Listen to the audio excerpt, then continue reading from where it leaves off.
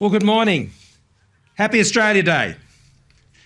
Today, of all days, I want to begin by acknowledging the traditional owners of the land on which we meet today, the Ngunnawal people. To elders, past and present, I say thank you for the wonderful inheritance you have given to us today. And to the elders of the future, I say thank you as well. To Your Excellency, the Governor-General, and Lady Cosgrove, to all our honoured guests here today, colleagues, those who are serving all around the country today and right around the world, to our new citizens, to Australians all.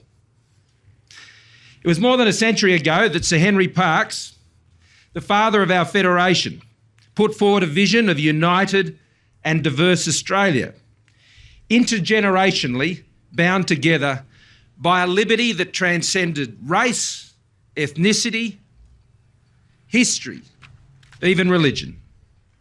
Parkes said, "What we are doing by this great federal movement is not for us, but for them, for the untold millions that will follow us, until this land of Australia shall gather within its bosom all the fruits of the culture of the world, and until the flag of freedom shall be so planted here, so firmly, and guarded with such a fervent patriotism, that all the powers on earth shall never assault it."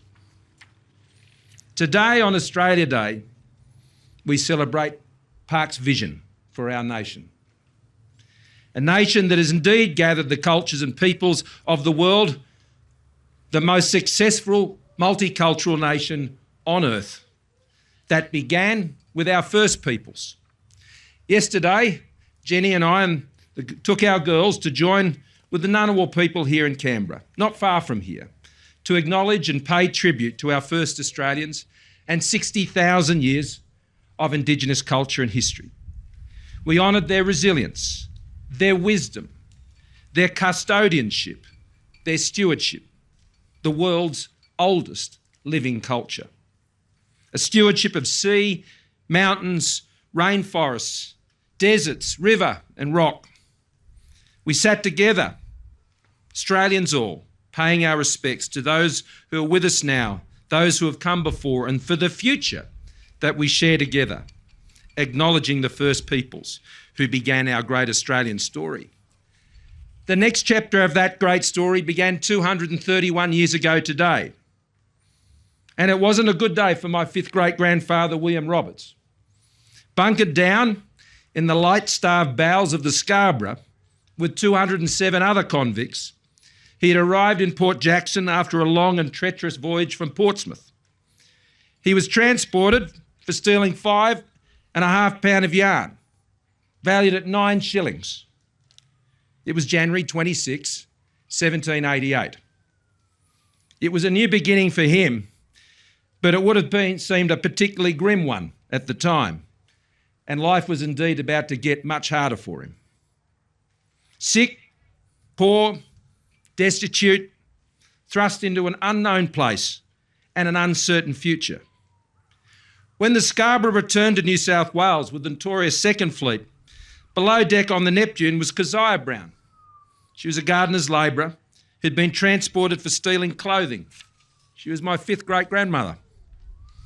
78 female convicts, some with children and infants, were all accommodated on the Neptune, as were 420 convict men. The contractors were paid a bit over £17 for each convict embarked. There was no financial incentive to ensure that those convicts arrived safe and healthy in New South Wales. During her voyage, more than a quarter of the convicts died, and over a third were hopelessly sick when they landed. 124 were to die soon after arriving. The Reverend Richard Johnson reported the misery of the scene on their arrival as indescribable. Their heads, bodies, clothes, blankets, all full of lice. He said they were wretched, naked, filthy, dirty, lousy, and many of them utterly unable to stand or even to stir hand or foot. These were very humble and the worst of beginnings. William and Keziah were married at St Philip's in Sydney a few years later. They carved out a future for them and their family in a harsh colonial environment that we now know as Western Sydney. They are buried at St Matthew's in Windsor together. The wonder of our country is that out of such hardship and cruelties would emerge a nation so decent, so fair, so prosperous as ours today. That's what we celebrate. While our modern beginnings were marked with the cruelties and dispossession of empire, they were also accompanied by the idealism of the Enlightenment age. Australia was to be a great project. Dr. Kemp has written, this new settlement was the ideal place to experiment with such radical ideas, as Mayo was just singing about. Broad individual liberty and equality, universal education, freedom of the press, religion, a new land without slavery, the rule of law, the classless society, private enterprise, and later the political and social equality of men and women. It was these ideas, not the cruelty and the dispossession, that prevailed to make Australia great. These great ideas are the foundation of our modern Australia, and they have transformed us into this most recent chapter of our great story, the one we write together today in the spirit of Park's great vision. One that the men, women and children who will join our company today as citizens will now have a direct hand in writing. Across our land today, 16,212 men, women and children will become citizens today in 365 ceremonies.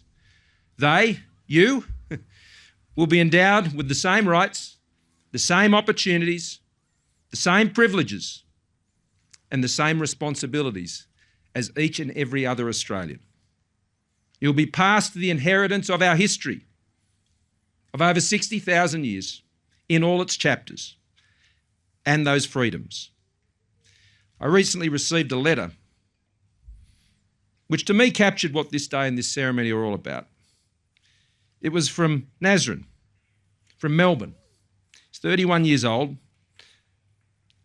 and she arrived in Australia many years ago.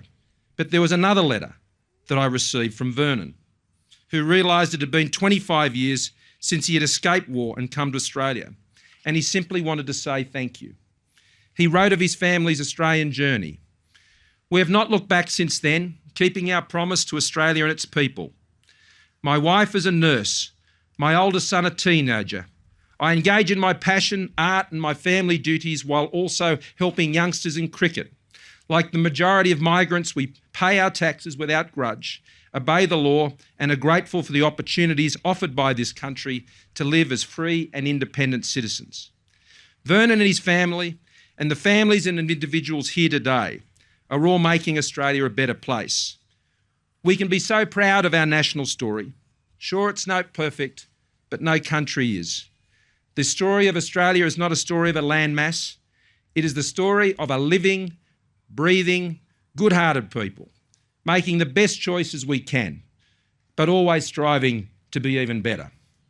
And now as we begin this citizenship ceremony, you too get to be part of this great story of Australia. You know, I'm glad William and Keziah made that journey.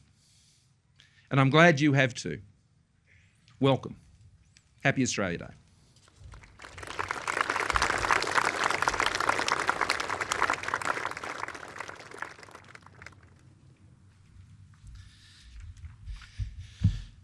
Now, as a requirement of the Australian Citizenship Act of 2007, I will read the preamble. Australian citizenship presents full and formal membership of the community of the Commonwealth of Australia. And Australian citizenship is a common bond involving reciprocal rights and obligations uniting all Australians while respecting their diversity. Persons on whom Australian citizenship is conferred enjoy these rights and undertake to accept these obligations by pledging loyalty to Australia and its people and by sharing their democratic beliefs and by respecting their rights and liberties and by upholding and obeying the laws of Australia. I will now like to call candidates who have indicated their wish to make the pledge known as number 1, which is the pledge containing the words "under God to stand." If you wish to make the pledge on a holy book, please hold it on your hands now. And please repeat after me. From this time forward, under God, I pledge my loyalty to Australia and its people, whose democratic beliefs I share, whose rights and liberties I respect, and whose laws I will uphold and obey. Congratulations. Welcome. Please be seated.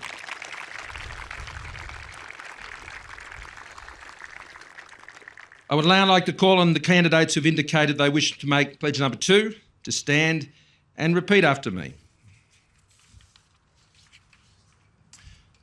From this time forward, I pledge my loyalty to Australia and its people, whose democratic beliefs I share, whose rights and liberties I respect, and whose laws I will uphold and obey. Congratulations and welcome.